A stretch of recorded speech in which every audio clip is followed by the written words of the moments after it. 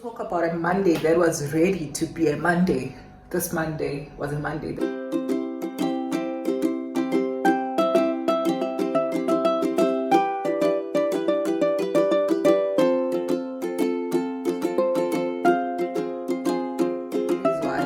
On Mondays, I take a day off from working out because Mondays are very, very hard for me because I'm no longer feeling fulfilled in my job. So I'm usually just dreading, and it's just not a good day for me to start with. And so I've decided to declare Mondays as rest days. So I'm just going to show you how I make my overnight oats because I'm making that for breakfast tomorrow. And yeah, let's see. Let me show you how it goes. There is noise on the background because I'm playing YouTube. Anyways, so I know this seems like it's a lot of stuff, but it's not because I don't have bananas. What else do I usually add? Bananas and blueberries. I don't have that, so it's not a lot, trust me. So you're gonna need honey. I use chia seeds. It's chia seeds. Peanut butter, oats, cinnamon, a cup, which is like a bowl, yogurt, plain yogurt, and milk. Let's do this.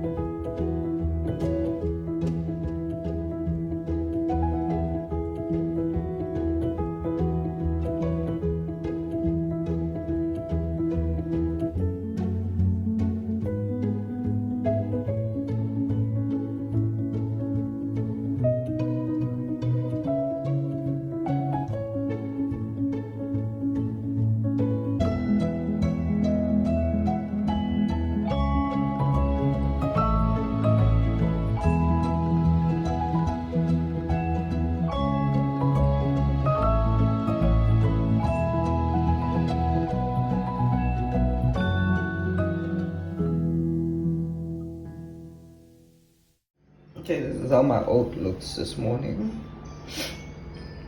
Good morning. Yo, it's onesie season. I haven't picked up the phone since Monday, and it's Saturday right now. I have work until 2. It's currently 7:15. Excuse me. I'm about to have oats. It's cooked oats. So I didn't show that part, but I did show you guys my overnight oats. And yeah, let me have my oats and go to work, and I'll see you later. And we're going to speak about what just happened in this country this week. Well, not in this country, but in the Pretoria Court. Let's speak about it when I come back from work. Also, this week has been throwing hands. Like, I've had such a long week. I'm not gonna say a terrible week, but I've had such a long week. And yeah, I have work, so I had a full 6-day week, and it's cold. A lot has happened. Anyways, yeah, let's eat and then get back to being an adult. Hello. Yeah, my bed is not done. I'm stripping it off for washing. Anyways, so yeah, I just came back from a 10-kilometer run. I'm gonna stretch, finish doing the washing, change my bed, and have a conversation with you guys. Yes, I did say I'm going to have it. I'm going to have it. This video will be up by latest Monday morning. So yeah, anyways, yeah, it was a very nice run. I enjoyed myself. I love the promenade. If you're new to my channel, breakfast is my favorite meal. This is oats pancake, so it doesn't have any flour, just oats powder, not powder. I just blended oats to make it into flour. So yeah, and then this is something new. the same coffee that I made, but I added strawberry protein powder. So I'll tell you how it goes. Hi guys, so it's Sunday. Okay, I have spoken to you guys. Okay, update on the protein powder coffee. It was the best thing I've tasted this week. I am dressed, by the way, I'm not naked, okay? It was one of the best thing I've tasted this week, and not best thing, but like the best coffee I've tasted. The Oats pancakes, top breakfast, guys. I love breakfast, and I think if you have like a good protein filled breakfast, you're likely to be full the whole day, and that's what I like about breakfast. It's just fuel for the day. I hardly miss breakfast if I'm not having oats or granola, because sometimes I'll be lazy to make it. I wake up and make eggs and on toast, like not on toast, because if I have to make toast, I have to have time, and when I'm going to work, I hardly have time because I dread myself to wake up. But that's it. Let's speak about, firstly, how am I dealing with burnout at work, and how do you carry on working even when you feel burnt out or you feel like your job is no longer fulfilling. Here's the thing, guys. One of the shocking things you're going to find, especially if you've just entered the job market, is that jobs are not fulfilling, and jobs are actually not meant to last forever. That's one thing you need to take with yourself. That's what I've learned to take with myself. And each time I leave a position, always leave it with grace. Guys, then in a position where people never want to ever see me again. When I left working for home, I was coming back to work again for them, because I was working for them, like my uncle's company I was working for during varsity. And when I said I wanted a job again, when I finished articles, it was no brainer that I could get the job, because I left with grace. And even now, I still have a relationship with my former principal, because the time for me there was over, and opportunities come for you to grow, and you shouldn't what's the word? Even if you feel burnt out, or you feel that you want to grow, or you want a different thing, when you leave that place that you are leaving, you shouldn't leave it with a bad taste, because references are important, and also relationships and building up is very important. Building your name is very important, and to have somebody who can speak for you. One of my references date back to references and people that could speak for me in a place of a mentor date back to when I was in varsity.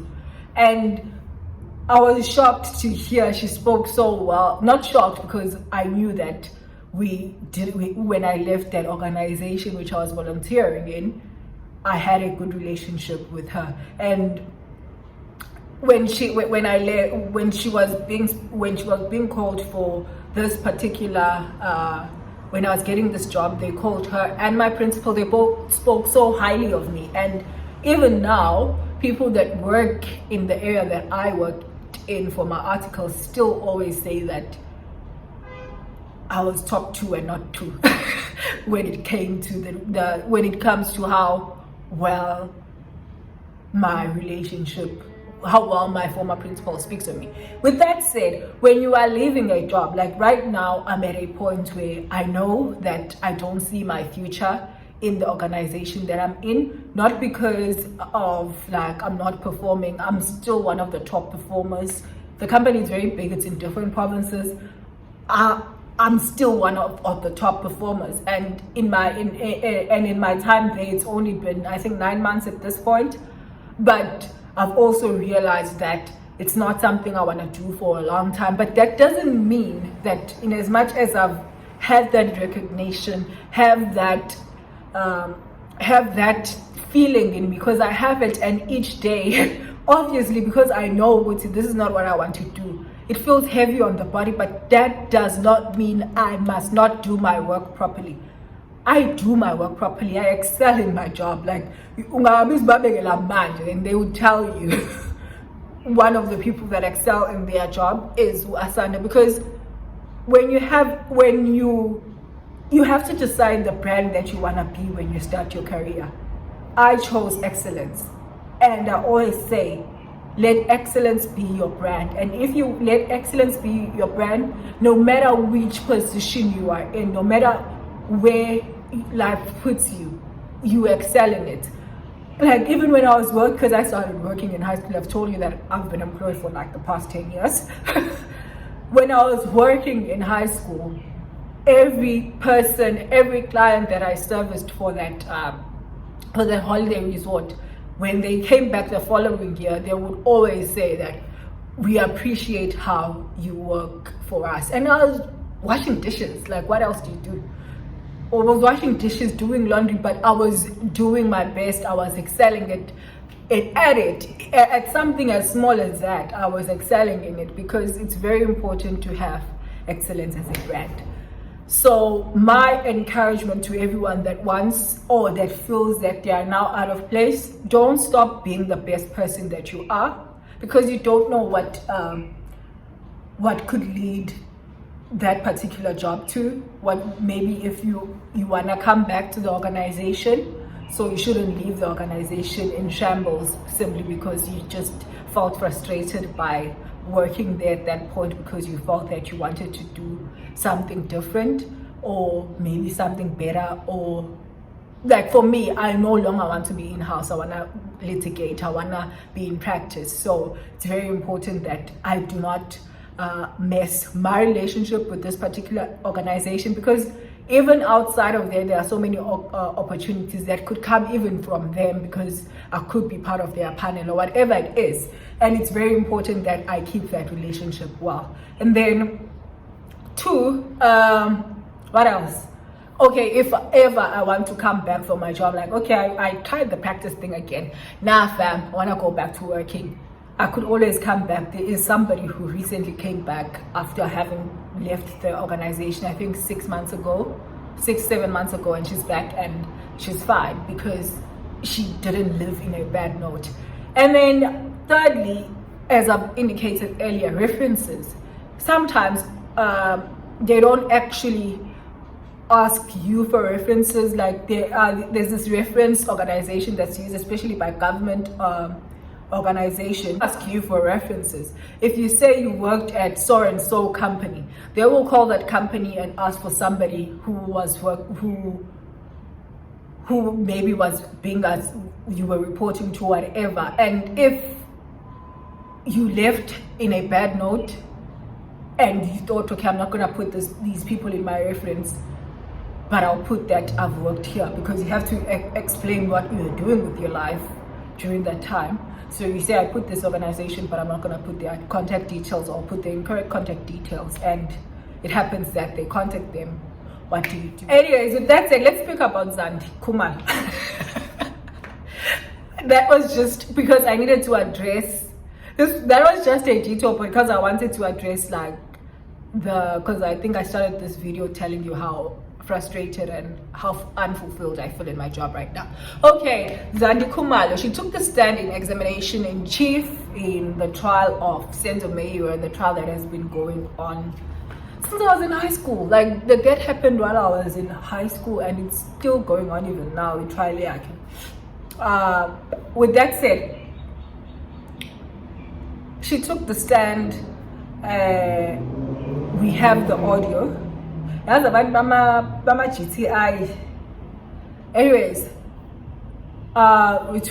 she took the stand, not me. She took the stand. And then we could hear audio. What I realized then, that unnecessary application, I don't even know why it was entertained. That thing should have been dismissed. Like, it's one of those applications that y'all are just wasting our time. Should have just been dismissed and continue with our lives. Like, people need to understand, especially celebrities, they're not that important.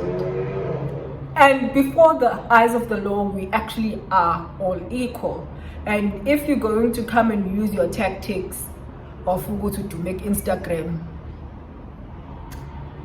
unfortunately, we are all equal before the law. And you can't come and tell us you are better than others and expect to be treated that way simply because you are public, especially the one wrong thing that they were doing, whoever that's been advising her throughout this time, was she was speaking about this case, speaking about everything that's going on in that court. But when it's time for her to take the witness stand, she's now afraid. You can't do that, which comes to my other point.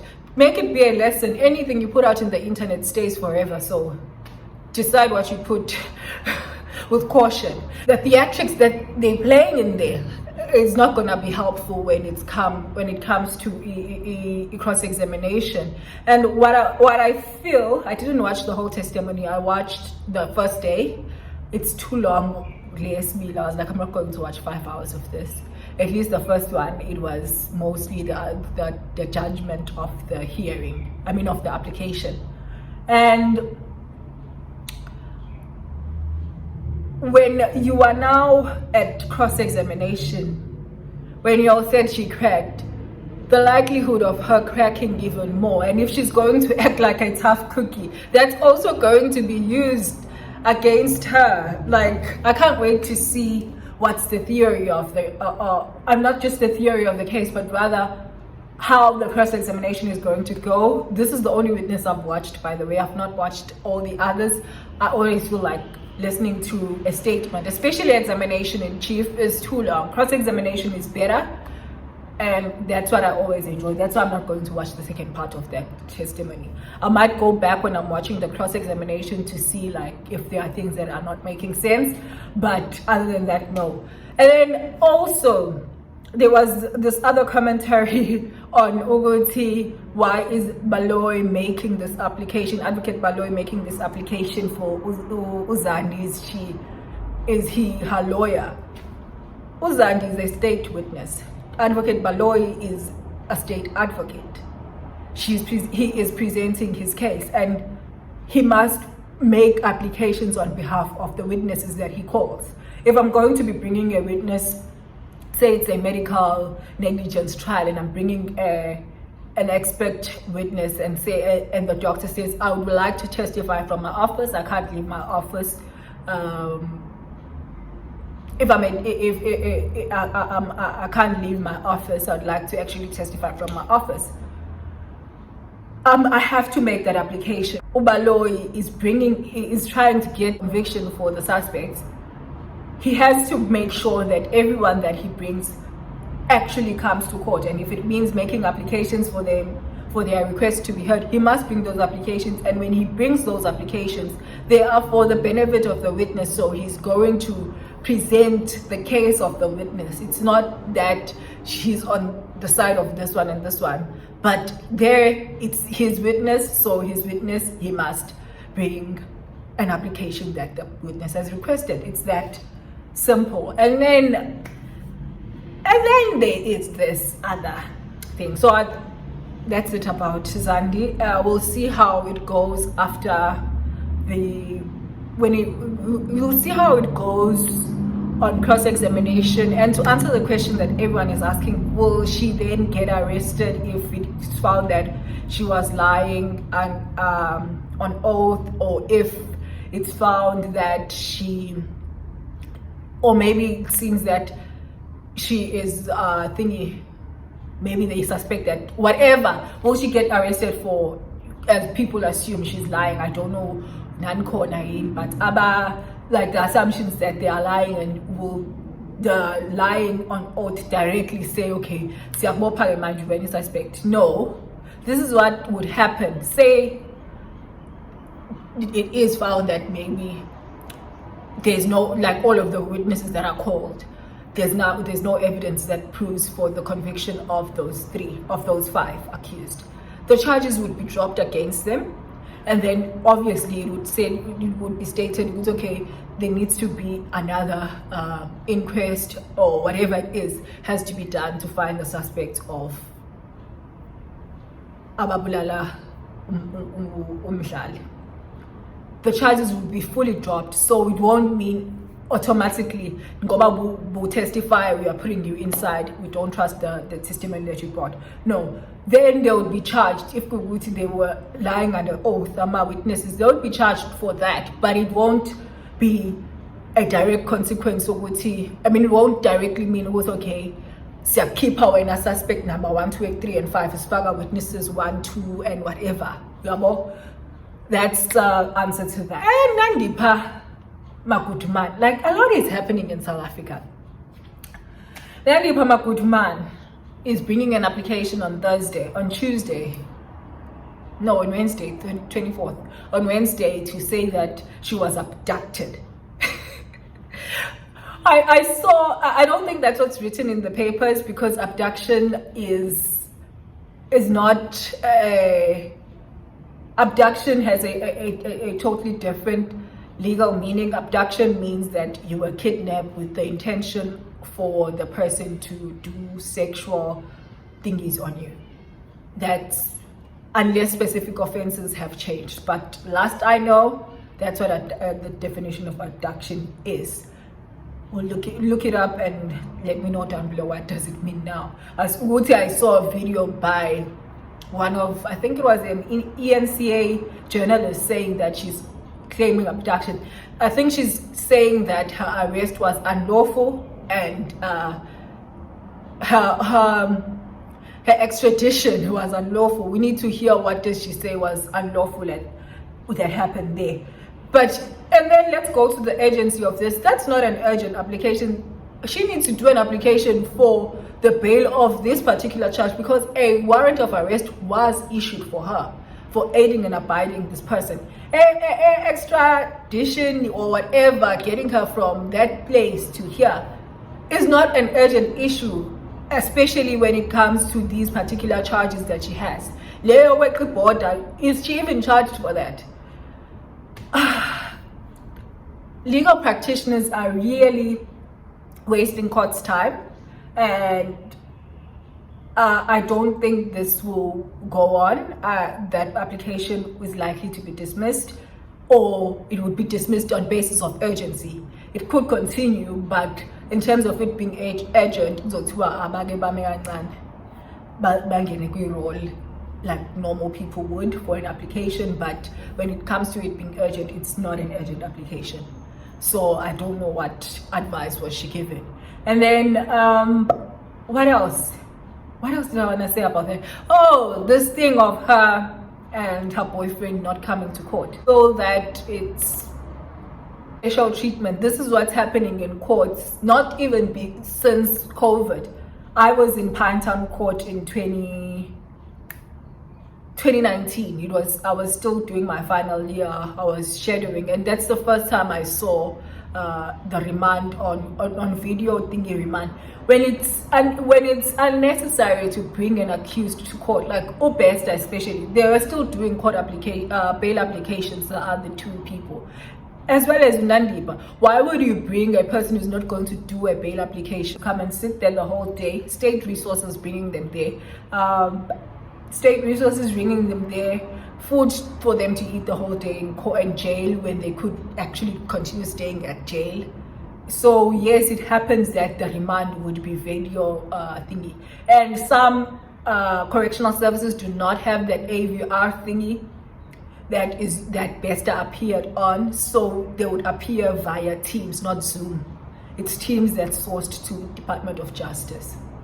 With that said, it's wild. It's been a wild week, guys. If you are an advocate or a legal practitioner, any legal practitioner, don't pull an advocate, Mr. Tefo thingy. You're going to look crazy, especially like, guys, we've just been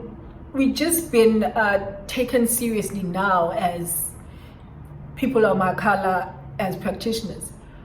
Don't ruin it for us now with acting like a lunatic, like how this guy is, please. With that said, I hope you guys enjoyed this week, and do not bring unnecessary applications to court, especially if you are an attorney. There's this labor matter It happened so go to Labor Matters on LinkedIn, you'll find the case. It's one of the recent judgments from the Gauteng Labor Court. An attorney was asked to pay part of the cost of the other party because they brought an unnecessary application for our clients when there was no need. There was absolutely no need. So don't bring applications, don't take instructions that you see. This is Ojambisela simply because you want to please a client. Your first and most important duty when you take the oath is to be loyal to the Constitution and to the court. That's not below your responsibility and your mandate to your client. That's it. This is too long. Hope you enjoyed this video. I'll see you in my next video. Bye.